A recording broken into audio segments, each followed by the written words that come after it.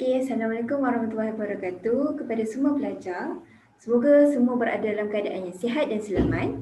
Baiklah, mari kita teruskan pembelajaran kita pada hari ini, iaitu pelajaran subjek Bahasa Melayu daripada saya Ustazah Siti Khadijah. Okay. Jadi, apa yang kita akan belajar hari ini ialah iaitu mari mengenal tanda baca. Okay, hari ini kita nak mengenal tanda baca.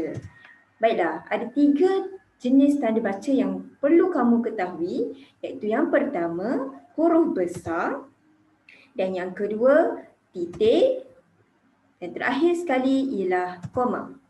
Okay, kalau di skrin ini kamu boleh melihat contoh huruf besar iaitu huruf A dan kamu telah pun belajar perbezaan huruf besar dan huruf kecil.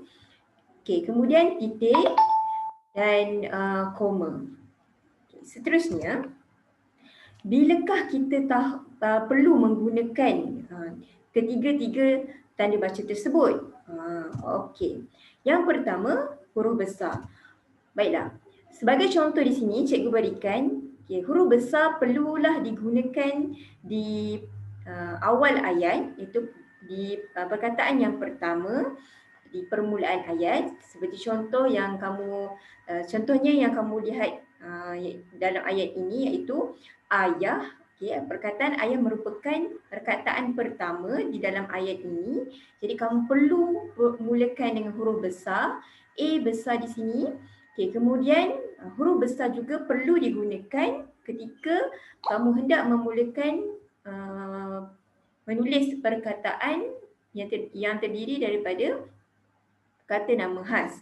Sebagai contoh, ayah membeli sebuah kereta Proton Saga. Proton Saga merupakan kata nama khas kerana ia adalah spesifik kepada nama kereta. Macam kamu yang telah belajar perbezaan antara kata nama am dan kata nama khas. Kata nama am kamu tak perlukan huruf besar, dan tetapi untuk kata nama khas kamu perlu mulakan dengan huruf besar. Sebagai contoh, Proton Saga. Jadi P mestilah bermula dengan huruf besar, Proton, kemudian S, Saga.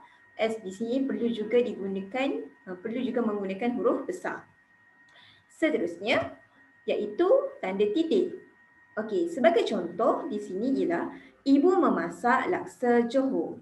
Selepas satu ayat, wajib kamu tulis ataupun kamu letakkan simbol titik sebagai tanda ayat itu sudah berakhir. Yang seterusnya ialah tanda koma.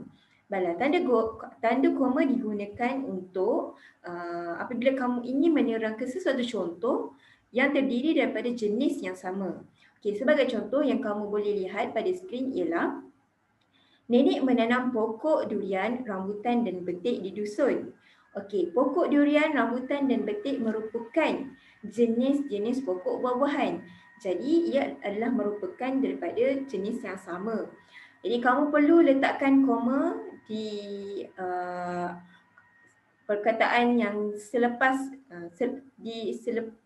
perkataan yang pertama, iaitu nenek menanam pokok durian. Jadi selepas perkataan durian perlu adanya koma, kemudian rambutan dan betik di dusun. Dan akhiri ayat kamu dengan titik juga.